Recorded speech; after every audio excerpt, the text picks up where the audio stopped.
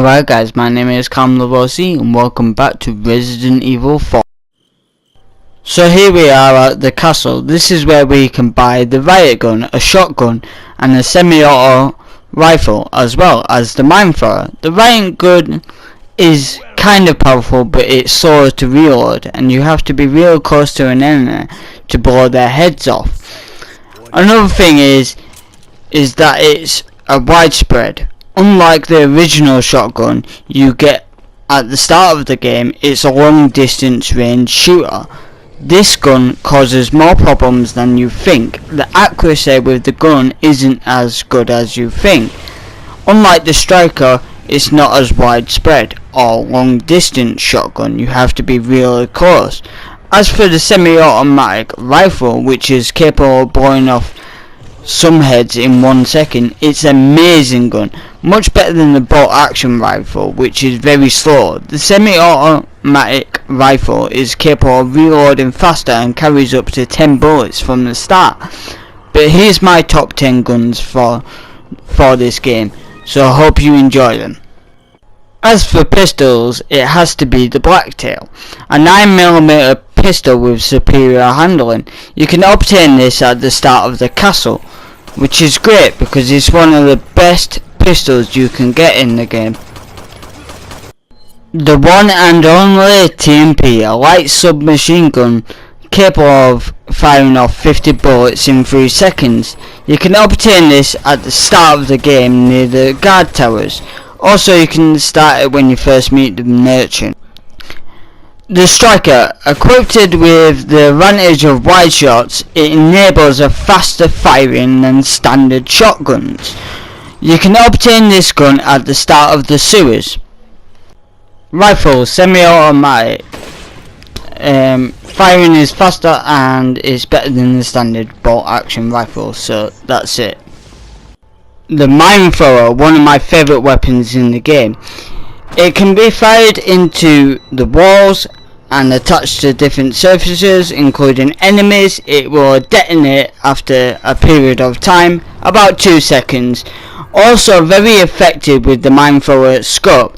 This is a very useful gun, especially when you're going against bigger and baddest bosses. You can actually use it to your advantage by standing back and just firing off this bloody, detonator, this bloody mine thrower, and you end up blowing people up, which is a lot of fun to do. So now we head up the stairs after buying and selling guns we don't want and need. This is where you first get to use the rifle. After this we have to blow the red barrels to kill the enemies with the Roman catapults. I hate this part. Plenty of times I have died here just because I used a lot of ammo on a crazy truck driver who just wanted a cheese sandwich. So now we have to blow this door open with this cannon. I wish we could just carry this motherfucker around with us and blow every fucker away like something out of Mortal Kombat. Fatality. Score. Now we're through this door, we have to get the swords into the right place. That kinda sounds dirty to me. Anyway, there's quite a lot of new enemies here, called the Zealots. Crazy fuckers who will give you a blowjob if you fuck with their shit. Please note, this video is not for kids.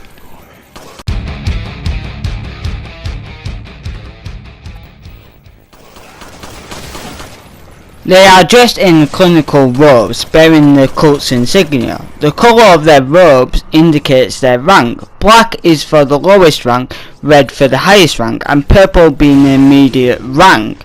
The Zealots are better equipped than the villagers, using a variety of medieval weapons. Also, their robes change in style, as the same as Leon at the start of a new game. As Leon progresses further into the castle, which includes some higher ranking wearing Zealots with bulletproof masks that makes headshots ineffective. The highest ranking members wear skull masks, wielding weapons such as sickles, flails and crossbows. Smaller numbers carry dynamite or rockets. They look and behave less human than the villagers. Unlike the villagers who can walk, run and speak and carry out daily tasks normally, the zealots seem more detached from this world, shuffling around mumbling mur mur mur, die die die in Spanish language, as well as to die is to live. Their skin is much paler than the villagers, and all of them appear to be bald. Some have crimson lacings of ritual sacrifices, while others appear to have tattoos covering their faces.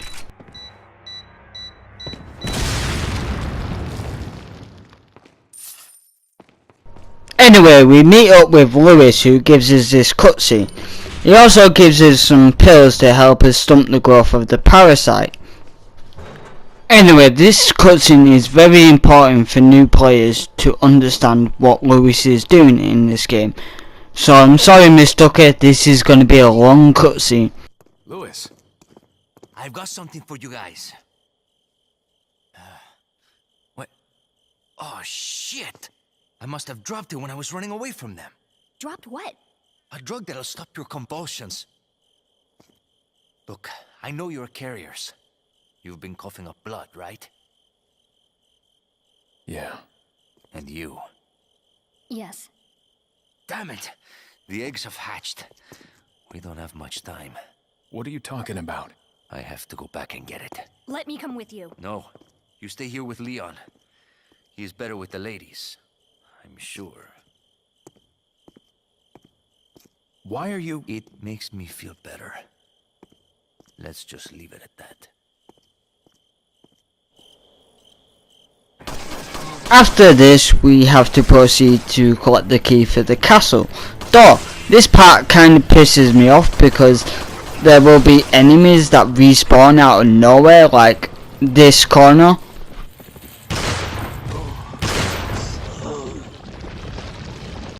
Now we have the key, we meet up with Ramon Salazar, the heir of this castle.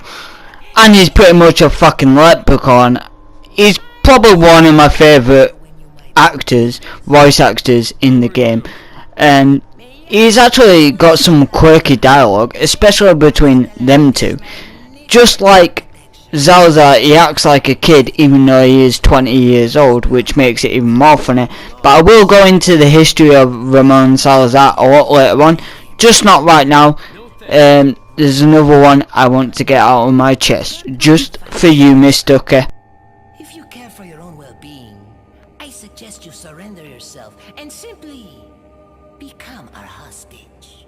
Or Mr. Scott, you can give us the girl because you're not worth a penny, I'm afraid. You can die. I'm never turning into one of them. Never. Got that right. We'll find a cure. After this scene, we enter the castle's prison, where we meet a new enemy called the Garrador.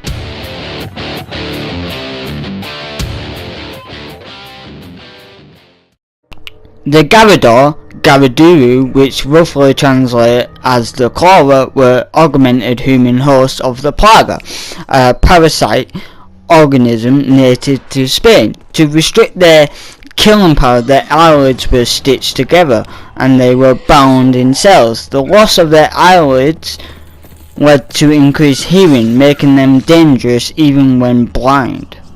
There are two bells in this dungeon where the Garrador is imprisoned. Using them by shooting them will make the Garrador go into a state of rage, charging at the bells and exposing its vulnerable back. Although the bells will eventually shatter when struck by the Garrador's claws, it is advisable to leave Ashley outside the door to the prison, as the Garrador will kill her with a single swipe. However, if the player tries to leave the room, the door will close, locking Ashley safely outside. Now we have killed the Garrador, we'll end up in this room, and it is one of the hardest rooms in the game. You have to constantly protect Ashley as well as yourself, all whilst zealots come at you with riot shields and axes and other weapons. But a well-placed rifle shot to the centre of the shield will blow their heads off in a matter of seconds. This part tests my patience. You see, you have to place Ashley on one of these pressure plates, as well as yourself, all whilst enemies attack you from everywhere, and they can also jump down from the ceiling, surrounding you in a matter of seconds. You can't just run out of the fucking door and hope to get the lever without some fucker dropping down and attacking Ashley. It really pisses me off because I repeat, never leave Ashley on her own, because like I said, enemies will drop down from the ceiling when you least expect it, causing you to panic and run in and start shooting blindly, and sometimes you can end up killing Ashley by mistake. But oh well, I like to kill the bitch sometimes when she pisses me off. Also, as soon as you pull the lever, these enemies will come running down at you with some scythes. They only have two attacks, one where they throw it at you and the other with a simple swipe down. And even that, if you leave the room, more enemies respawn, leaving you vulnerable to get attacked even more by some other fuckers with shields. And you do waste a lot of ammo, especially sniper ammo here at this part. After climbing the stairs, there will be some cranks that Ashley points out at you. I like this part because Ashley has some use here. Climbing up the wall, Ashley can rotate the cranks to reveal platforms. The only downside to this part is that you have to protect her and protect yourself at the same time. You have to protect her from above as well as protecting her from below, because some enemies will actually respond to her instead of you. It is kind of weird. It is a glitch that's happened a few times when I've been playing this game.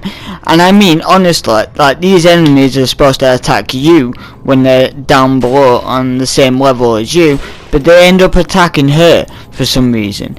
And it depending what difficulty you are on, like pro, you'll end up with 4 enemies running at you whilst you're trying to shoot the enemies above you. It is kind of cool. I do like this level because it gives some use to Ashley. She's not very useful in the game. It's not like Resident Evil 5 where Shiva gives you ammo.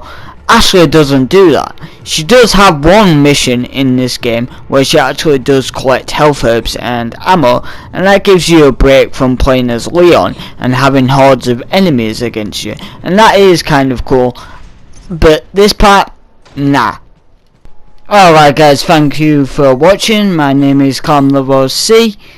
Pieces, bros and girls, and if you did like this video, please give us a thumbs up, and if you didn't, put a thumbs down, and a comment down below why you didn't like it, and also why you did like it. And also, I'll be doing a lot more about the bosses. But if you want to check any of my other stuff out, like my Resident Evil 4 playthrough, that'll be up there, and that is a full 8 hours, as well as treasure hunting. But anyway, pieces, bros.